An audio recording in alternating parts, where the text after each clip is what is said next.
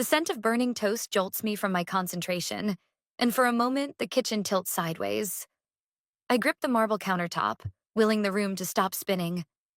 Something isn't right. The morning light streaming through the windows fragments into kaleidoscope patterns, and my mother-in-law's voice drifts in from somewhere behind me, though I can't make out the words. I'm Cassidy, and until 30 seconds ago, I was making breakfast like any other Sunday morning.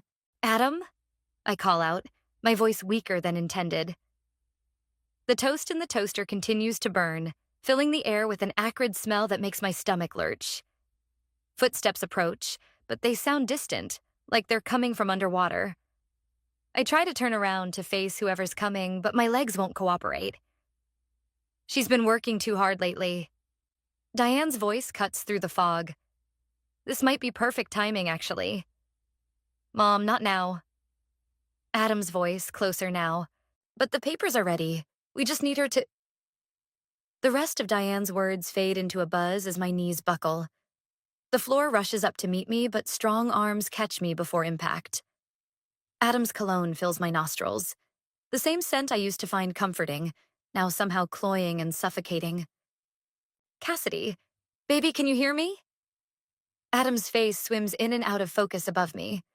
Behind him, Diane hovers like a dark cloud, her perfectly manicured hand pressed against her chest in what looks like concern. But something in her eyes doesn't match the gesture. I'll call an ambulance, she says, but makes no move toward her phone. No, Adam replies sharply. I'll take her myself. My head lolls against his chest as he lifts me. Through the haze, I catch fragments of their continued conversation. Perfect opportunity to... While she's vulnerable, the inheritance, before she realizes. Their words float around me like poisoned butterflies, each one carrying a sting of betrayal. I want to scream, to demand answers, but my tongue feels too thick in my mouth. The world continues to spin, and darkness creeps in at the edges of my vision. Stay with me, Cass, Adam murmurs, but there's something off in his tone. Something calculated that I've never noticed before. Or maybe I've just never wanted to notice it. As consciousness slips away, I catch one final exchange. Make sure you get her to sign those papers at the hospital, Diane says. We can't afford to wait much longer. Jesus, Mom, she's barely conscious. That's exactly why it's perfect. She won't question anything. The last thing I feel before blackness claims me is Adam's grip tightening around my body. Not in protection, but in possession. And in that moment, despite the fog in my brain, one thing becomes crystal clear. The two people I should trust most in this world are plotting something. Something that involves me, my signature, and what sounds suspiciously like my inheritance from my grandmother. The darkness takes me then, but not before a small, hard kernel of anger takes root in my chest. They think they can take advantage of my vulnerability? They think I'm just going to lie here and let them steal what's rightfully mine? They have no idea what they've just started. When I wake up, if I wake up, there will be hell to pay. And I'll make sure they both get exactly what they deserve. The last coherent thought I have is that burning toast might not be the only thing going up in flames today. 3 days after my collapse, I stand in what used to be my home office, staring at boxes of Diane's belongings scattered across the hardwood floor. My art supplies have been shoved into a corner, my drafting table pushed against the wall to make room for her antique vanity. It's just temporary, darling. Diane's voice floats in from behind me, syrupy sweet. The landlord gave me no choice with that sudden eviction notice. I turn to face her, careful to keep my expression neutral. Funny how you never mentioned having problems with your apartment before? She waves a manicured hand dismissively. These things happen so suddenly. Adam agrees it's best if I stay here while I sort things out. Of course he does. I bite back the words, trying to escape my throat. The hospital diagnosed my collapse as stress-related, but they found nothing in my system. Nothing except the lingering memory of that conversation I wasn't supposed to hear. I've taken the liberty of reorganizing a few things, Diane continues, running her finger along my desk. This room was so cluttered before. The word cluttered drops between us like a stone. My fingers curl into fists at my sides, but I force them to relax. I need to speak with Adam. Oh, he's working late again. Such a dedicated boy. She picks up one of my sketches, examining it with thinly veiled distaste. You know, dear, maybe this is a sign you should focus more on your actual job instead of these little drawings. The front door opens before I can respond. Adam's footsteps echo through the house, and Diane's face lights up like a Christmas tree. In here, sweetheart, she calls out. Adam appears in the doorway, his tie loosened, looking exhausted. His eyes dart between us, sensing the tension. Everything okay? Your wife seems upset about the new arrangements, Diane says, her voice dripping with concern. I tried explaining about the eviction, but can we talk? I interrupt, looking directly at Adam. Alone? He hesitates, and something in that pause makes my stomach turn. Sure, let's go to the kitchen. In the kitchen, I lean against the counter, putting distance between us. When were you going to tell me about your mother moving in permanently? It's not permanent, Cass. She needs our help. Like she needed my signature on those papers at the hospital? The words slip out before I can stop them. Adam's face tightens. What papers? The ones you and your mother were discussing while I was barely conscious. I watch his reaction carefully, noting how his left eye twitches slightly. A tell I've learned means he's lying. You were confused, he says smoothly. The medication? Don't. My voice comes out sharper than intended. Don't try to gaslight me, Adam. I heard you both. He runs a hand through his hair, a gesture that used to make my heart flutter. Now it just makes me wary. Look, you're still recovering. Maybe you should take a few days off work. Rest. In my office? The one your mother has commandeered? She needs the space more than you do right now. He snaps, then immediately softens his tone. I mean, you can work anywhere with your laptop, right? A knock at the front door interrupts us. Through the window, I spot Ryan's car in the driveway. I invited Ryan for dinner, Adam says, already moving toward the door. We'll talk about this later. But later never seems to come anymore. As I watch him greet his brother, I notice something odd. Ryan's usual easy smile is missing, replaced by a tightness around his eyes that mirrors my own unease. Diane sweeps into the kitchen, already taking control. Cassidy, dear, why don't you set the table? I'll handle the cooking tonight. You're still not quite yourself. I meet Ryan's gaze across the room, and for a brief moment, something passes between us. A shared understanding, perhaps, or a warning. He quickly looks away, but not before I catch a glimpse of what might be guilt in his eyes. As I reach for the plates, my hand brushes against an unfamiliar envelope tucked behind the dish rack. Through the thin paper, I can make out what looks like a bank statement, one I've never seen before. The game they're playing is becoming clearer, but they've badly underestimated their opponent. They think I'm weak, confused, easily manipulated. They have no idea that every dismissive comment, every secretive glance, every well-meaning suggestion is just another piece of ammunition I'm collecting. Let them think they're winning. For now. The bank statement burns in my pocket as I sit in my car outside Grace's apartment. 3 hours of digging through our home office while Adam and Diane were at Sunday brunch revealed more than I bargained for. Credit card statements, loan applications, and a half-drafted letter to my grandmother's estate lawyer. Grace opens her door before I can knock. Jesus, Cass, you look like hell. I brush past her, dropping the stack of papers on her coffee table. They're trying to get access to my inheritance. What? Grace sorts through the documents, her expression darkening. These loan applications, they're in your name. Forged. My hands shake as I pour myself a glass of water. Adam's got gambling debts, big ones, and Diane's been enabling him, helping him cover it up. Grace holds up a document. This is dated 3 months ago, before your grandmother passed away. They've been planning this for a while. The water glass clinks against my teeth. There's more.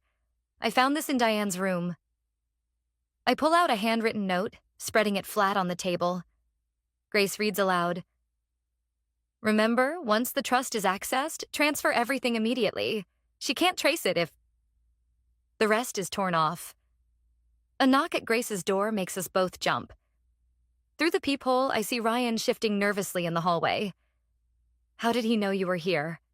Grace whispers. "He didn't." I open the door, studying Ryan's face. "Did you follow me?" He steps inside, running a hand through his disheveled hair. "I needed to warn you. Mom's planning something for tonight. She's invited her lawyer over for dinner." "The same lawyer who handled my grandmother's estate?" Ryan nods, then notices the papers spread across the coffee table. His face pales. "You found the loan documents." "You knew?" The betrayal hits like a physical blow. "Not everything. Not at first." He picks up one of the credit card statements. "Adam told me he needed help with some gambling debts. I lent him money, but it wasn't enough. Then Mom got involved and everything spiraled." Grace moves protectively closer to me. "Why tell us now?" "Because—" Ryan's voice cracks. "Because this morning I overheard Mom talking about getting Cassidy declared mentally incompetent, using the collapse as evidence." The room tilts sideways, reminiscent of that morning in the kitchen. "They can't do that. They can try." Ryan pulls out his phone, showing us a text conversation. "The lawyer's bringing papers tonight. Mom's convinced Adam it's the only way to save himself from the loan sharks." A new message pops up on Ryan's screen. From Adam. "Where are you?" "Mom's asking questions. I should go." Ryan heads for the door, then pauses. "Cass, there's something else.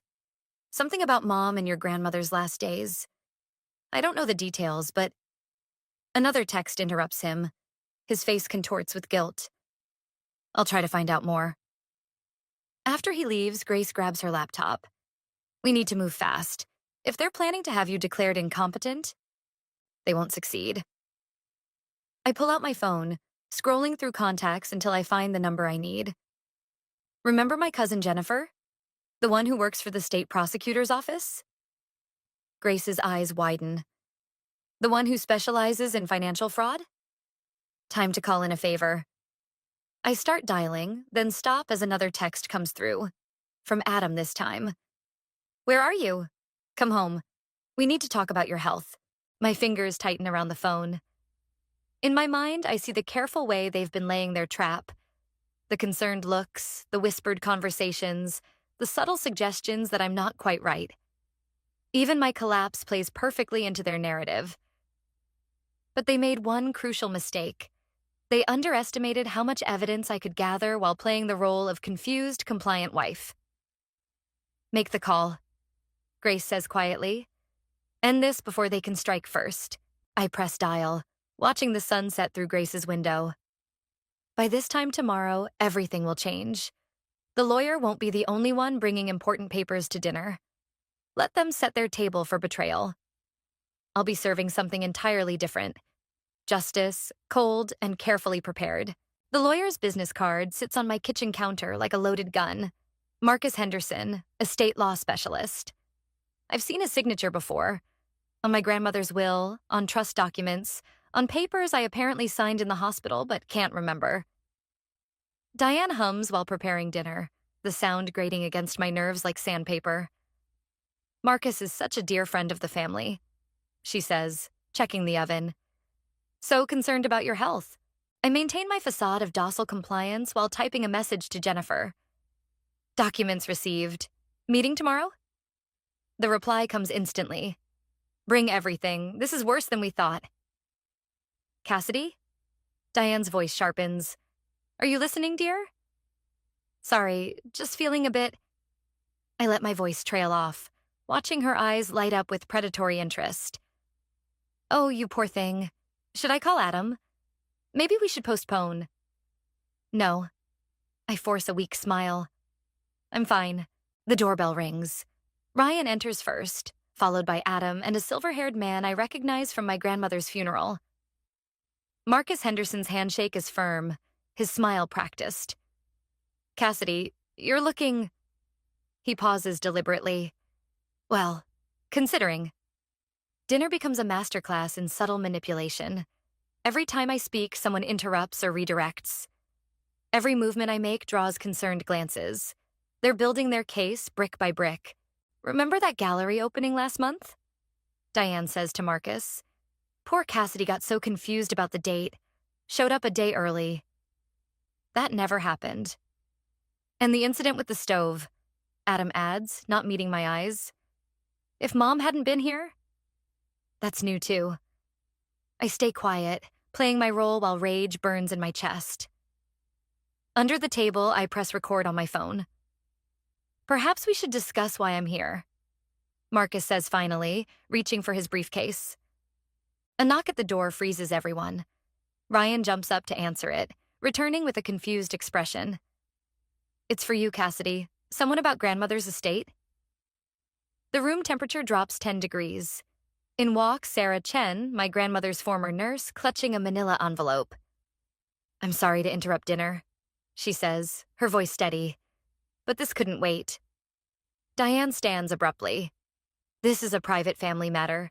It's about Mrs. Miller's last days, Sarah continues, addressing me directly. And the changes to her medication schedule. Adam's fork clatters against his plate. Marcus Henderson's professional mask slips for just a moment. What changes? I ask, watching Diane's face. The ones your mother-in-law insisted on, Sarah says, against doctor's orders. The silence that follows is deafening. Ryan looks like he might be sick. That's quite enough. Marcus starts, but Sarah places the envelope on the table. There's more, she says. About the night Mrs. Miller signed the final amendment to her will, when she was supposedly lucid. Diane laughs, but it sounds hollow. This is ridiculous. Adam, show this woman out. Let her finish. My voice doesn't waver. I kept copies of everything, Sarah continues. The original medication logs, the security footage from that night, Mrs. Miller's last recorded conversation with me. She was very specific about her concerns regarding certain family members. Marcus Henderson closes his briefcase. Perhaps we should reschedule this evening's discussion. No, I say, standing. I think we should continue. In fact, I have some documents of my own to share. Ryan, would you mind calling Grace? She should be here with those loan applications right about now. The look that passes between Adam and his mother confirms everything. Their carefully constructed plan is unraveling, and for the first time, I see real fear in Diane's eyes. You've been busy, she says coldly. You have no idea. I turn to Sarah. Please, sit down. I believe we're about to have a very interesting conversation about my grandmother's estate. And about justice. The recording app on my phone continues to run, capturing every damning word, every revealing silence. By dessert, I suspect, we'll have enough evidence to destroy more than just dinner. Grace spreads the surveillance photos across her dining room table while Jennifer examines Sarah Chen's documents. The images show Diane entering my grandmother's hospital room at unusual hours, Marcus Henderson lurking in hallways, whispered conversations that shouldn't have happened. The medication logs don't match the hospital records, Jennifer says, comparing documents. Someone altered the original copies. My phone buzzes. Another message from Adam. We need to talk. Please come home. He's called 6 times since last night, I say, silencing the phone. Diane's gone completely silent. They're scrambling.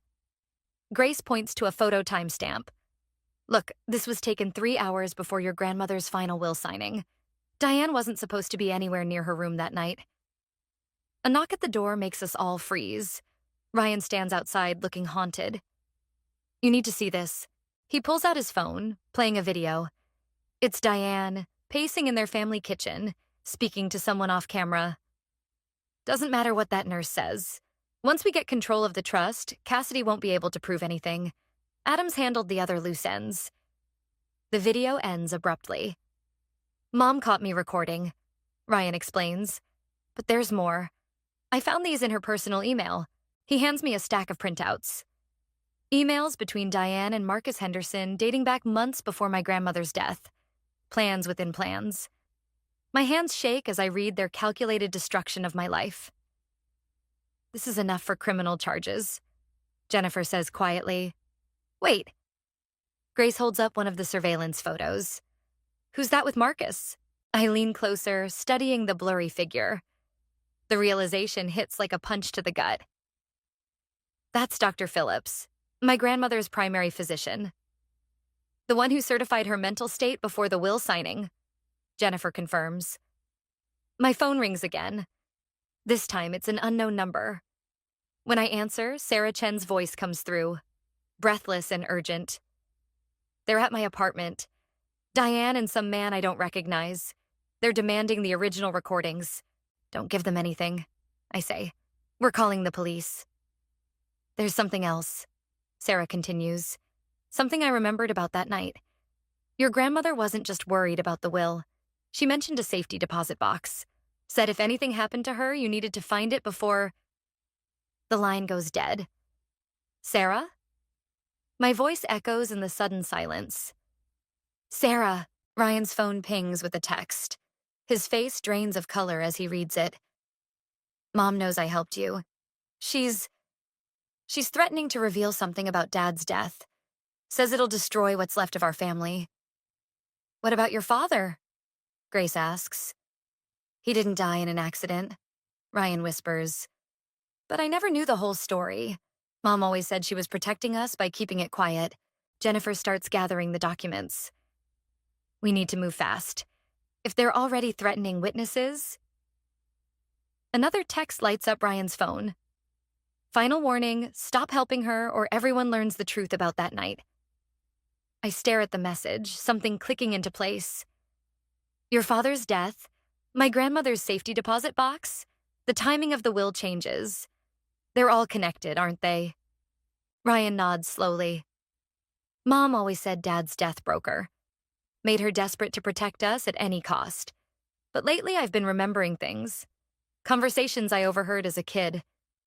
Dad was looking into something. Something about the family business. Which bank? I interrupt. Where's your father's safety deposit box? First National, downtown. Same place Mom keeps all her important papers. Why? I grab my keys. Because that's where my grandmother's box would be too. And I bet anything that's what they're really after. Whatever evidence is hidden in those boxes. Grace catches my arm. Cassidy, wait. If you're right, this is bigger than just the inheritance. These people have already shown they're willing to do anything to protect their secrets. Exactly. I pull free, determination replacing fear.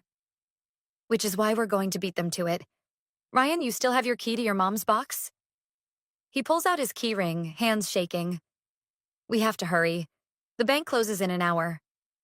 Then let's go find out what's worth killing for. The safety deposit box key trembles in my hand as Adam's voice echoes through the bank lobby. Cassidy, stop. Ryan grabs my arm, pulling me toward the vault entrance. We don't have time, but Adam reaches us before the bank manager can unlock the door. His face is twisted with desperation, a look I've never seen before. You don't understand what you're doing. I understand perfectly. My voice sounds foreign to my own ears. Did you think I wouldn't figure it out? The forged documents, grandmother's medication, your father's death? The bank manager shifts uncomfortably. Perhaps we should show them. Diane's voice cuts through the tension as she strides into the lobby, Marcus Henderson at her side. She holds up her phone, displaying a video. Show them what really happened that night. The footage is grainy, security camera quality. I recognize Ryan's father in his office, arguing with someone. The timestamp shows 2:15 a.m. Your grandmother was there that night. Diane says, her voice eerily calm. She discovered what Robert was planning to expose about the family business, about the missing funds, the forged artwork. Turn it off, Ryan whispers. Watch, Diane commands. The video shows Robert Thompson falling, hitting his head on the desk corner. My grandmother rushing to help, panic visible even in the poor quality footage. An accident, Diane continues. But your grandmother convinced me to cover it up, to protect the family name. And now you're about to destroy everything we sacrificed to preserve. The bank manager clears his throat. I need to ask you all to... Open the box, I interrupt, holding out my key with a steady hand. Now. Cassidy, Adam pleads. Think about what you're doing. If this gets out, you mean if people learn how you've been selling forged artwork through the gallery? Using my designs to create counterfeits? His face pales. How did you? I found the files on your laptop, the correspondence with the buyers. Did you think I wouldn't recognize my own work? Diane steps closer, her voice dropping to a whisper. Everything I did was to protect my family. Your grandmother understood that in the end. Why do you think she changed her will? Because you threatened her, Ryan says suddenly. I remember now. I overheard you that night, telling her what would happen if she didn't play along. The bank manager finally moves toward the vault. Last chance to access the boxes before closing. I follow him, aware of the heavy silence behind me. Inside the vault, 2 boxes lay before us, my grandmother's and Robert Thompson's. As I insert the key into the first lock, Adam's hand covers mine. Please, he says softly. We can start over. Forget all of this. I meet his eyes, searching for any trace of the man I married. That's the difference between us, Adam. I can't forget. I won't.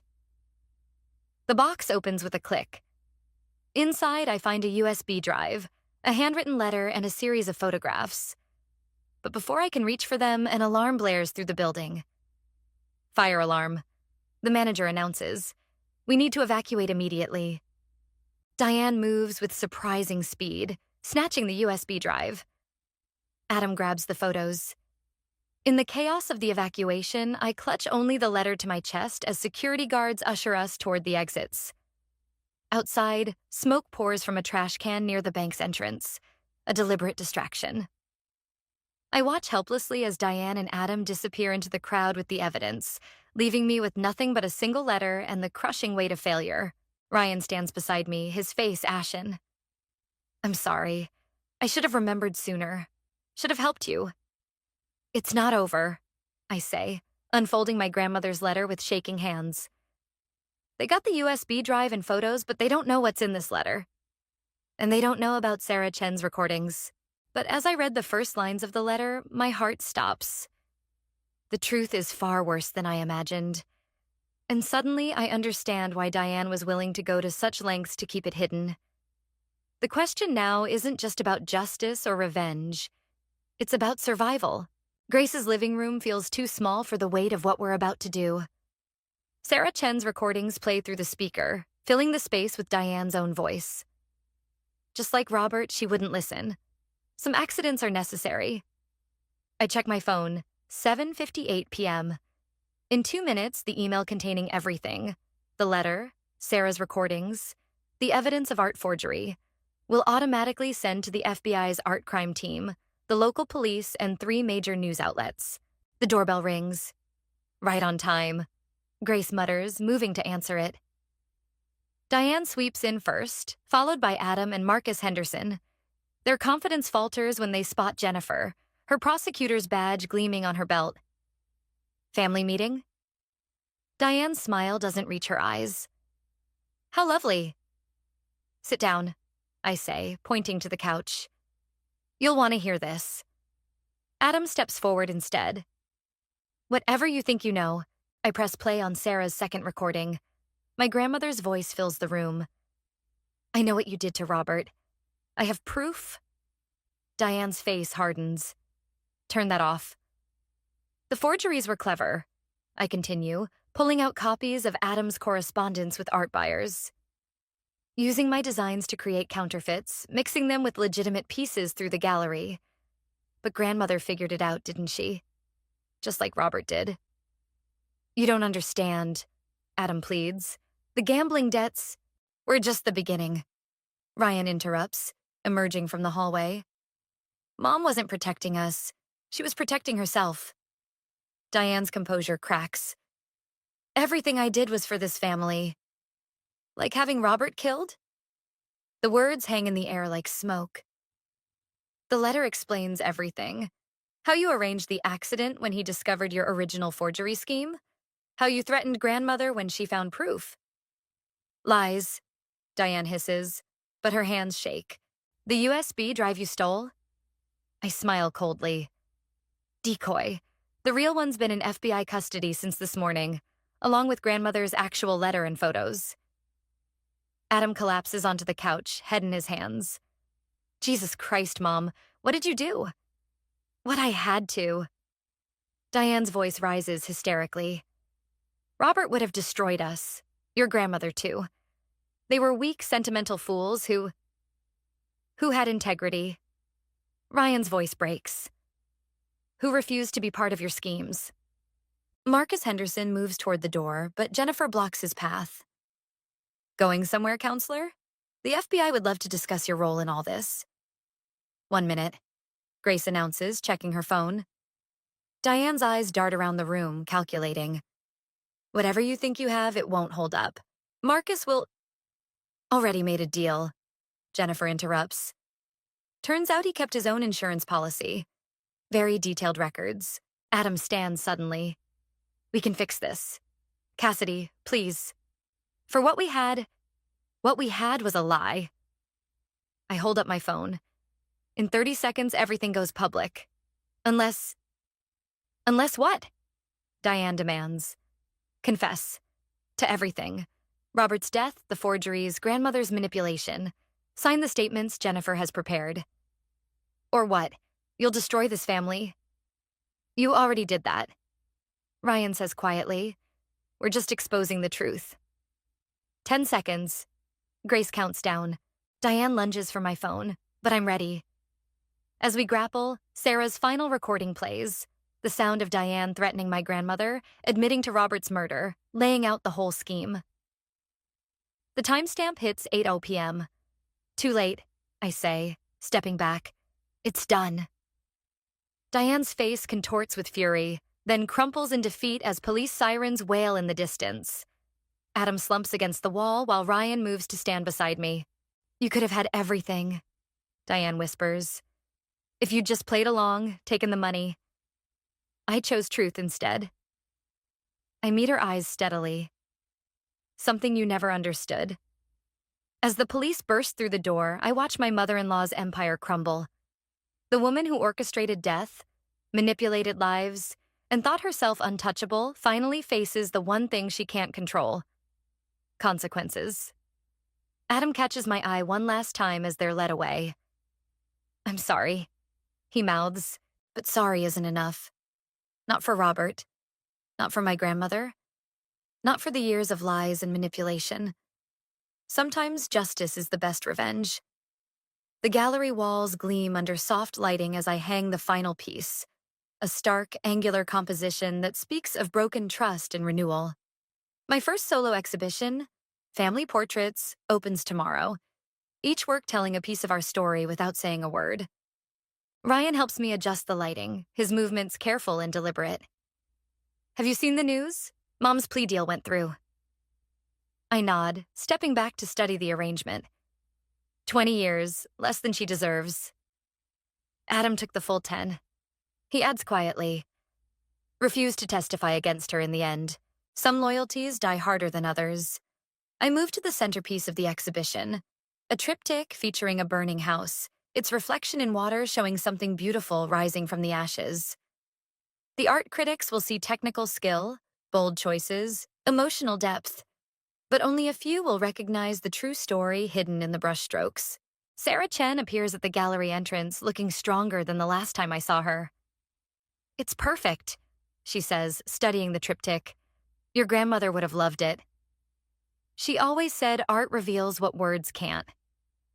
I touch the frame gently. I never understood what she meant until now. Grace arrives with coffee and contracts. The gallery is mine now, purchased with the recovered funds from Diane's scheme. The FBI's art crime team helped track down most of the forged pieces, though some remain lost in private collections, silent witnesses to years of deception. The insurance company called again. Grace says, handing me a latte. They want to know if you'll consult on other art fraud cases. Maybe. I sip the coffee, watching Ryan sketch in his notebook. He's gotten good over the past few months, finding his own artistic voice amid the wreckage of our family's collapse. After the exhibition opens, Jennifer joins us, her prosecutor's badge replaced by casual clothes. Just heard from my contact at the bureau. They found another storage unit in Diane's name. More evidence, more forged artwork.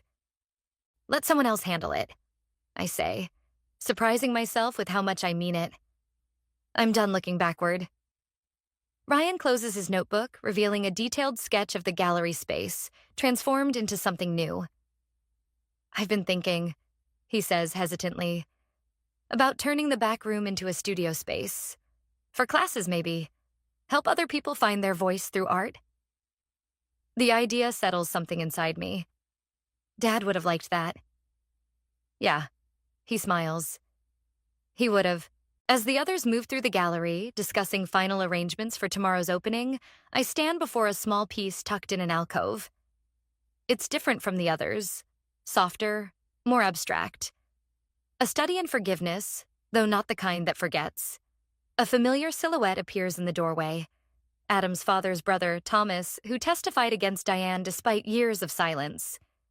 He takes in the exhibition with knowing eyes. You've turned poison into medicine, he says simply. Truth makes better art than lies, I reply. He nods toward Ryan's sketching figure. Some things break apart to come back stronger. The evening light streams through the gallery windows, casting long shadows that dance across my paintings. Each canvas holds a piece of our story. The betrayal, the fight for justice, the cost of truth. But they also show something else. Something I didn't plan. The power of choosing who we become after everything falls apart. Grace calls us all together for a final walkthrough. Tomorrow, these walls will echo with visitors' voices, critics' opinions, the buzz of public scrutiny. But tonight belongs to us, the ones who lived this story, who chose truth over comfort, justice over loyalty, growth over vengeance. Ryan shows me his completed sketch. Our father's old studio reimagined as a space for healing through art. In the corner, he's drawn a small figure painting at an easel, face turned toward the light. Sometimes revenge isn't about destroying what hurt you. Sometimes it's about creating something beautiful from the ruins, something entirely your own. The gallery keys feel warm in my palm as I lock up for the night. Tomorrow, we open a new chapter. But tonight, in the quiet, I finally understand what my grandmother meant about art and truth. Some stories can only be told in color and shadow, in the spaces between what was lost and what was found, lost and what was found, lost and what was found, lost and what was found, lost and what was